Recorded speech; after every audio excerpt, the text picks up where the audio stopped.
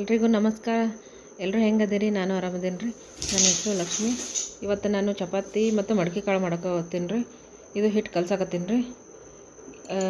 ನಾವು ಒಂದು 4-5 ಜನ ಆತೀವಿ ರೀ. ಈಗ ಮನೇಲಿ ಮತ್ತು ಮನೆ ಕನ್ಸ್ಟ್ರಕ್ಷನ್ ನಡೆದದಲ್ಲ ರೀ, ಅಲ್ಲೂ ನಮ್ಮ ಮಾವರು ಮತ್ತು ವಾಚ್ಮನ್ ಅವ್ರು ಇರ್ತಾರೆ. ಅವ್ರಿಗೆ ಎಲ್ಲರೂ ಸೇರಿ ದಿನ ಡಬ್ಬಿ ಕೊಡ್ತೀವಲ್ಲ ರೀ. ಹೀಗಾಗಿ ಅಲ್ಲಿ ಇಷ್ಟೆಲ್ಲ ಹಿಟ್ಟು ನದ್ಕೋಕತ್ತೀನಿ ರೀ. ಇವಾಗ ಹಿಟ್ಟು ಕಲಸಿಟ್ಟು ನೋಡ್ರಿ. ಈಗ ಮಡಕೆ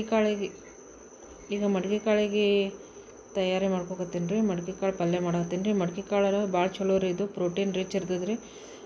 ನಾವು ವಾರದಲ್ಲಿ 1-2 ಟೈಮ್ಸ್ ತಿಂದ್ರೆ ಭಾಳ ಚಲೋ ರೀ.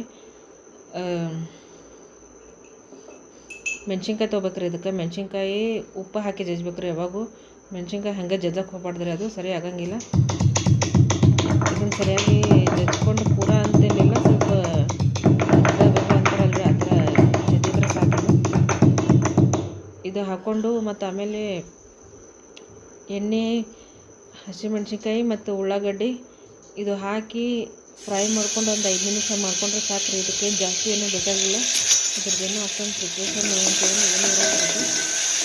ಸಿಂಪಲ್ಲಾಗಿ ಮಾಡ್ಕೋಬೋದು ರೀ. ಅಂದರೆ ಟೈಮ್ ಅದು ಇರಲಾರ್ದಾಗ ಸಿಂಪಲ್ಲಾಗಿ ಮಾಡ್ಕೋಬೋದು ರೀ. ಇವಾಗ ನೋಡ್ರಿ ಇಲ್ಲಿ ಹಾಕಾಕತ್ತೀನಿ.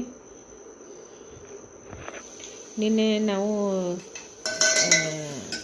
ಗುಡ್ಡಾಪುರ ಮಾಡಿರ್ತೀವಿ, ಅದ್ರದ್ದು ಕ್ಲಿಪ್ಪಿಂಗ್ಸ್ ಇದೇ ವಿಡಿಯೋದಲ್ಲೇ ಆ್ಯಡ್ ಮಾಡ್ತೀನಿ ರೀ. ಇವಾಗ ನೋಡ್ಬೇಕ್ರಿ ಎಲ್ಲ ಅದೆಲ್ಲ ಹಾಕೀನಿ ರೀ. ಹಾಕಿ ಒಂದು 5 ನಿಮಿಷ ಇದನ್ನು ಇದು ಮಾಡ್ಕೊಂಡ್ರೆ ಸಾಕು. ನೀರೇನು ಹಾಕೋದು ಬೇಡ. ಇದು ಹೋಗಿದ್ದೀವಿ ನೋಡಿ, ನಾವು ಗುಡ್ಡಾಪುರಕ್ಕೆ ಹೋಗಿದ್ವಿ. ಎಲ್ಲ ದರ್ಶನ ಮಾಡ್ಕೊಂಡು ಬಂದು ಇಲ್ಲೇ ಕುಂತೀವಿ ನೋಡ್ರಿ. ಎಲ್ಲ ದೇವಸ್ಥಾನದಲ್ಲಿ ಪ್ರಸಾದನ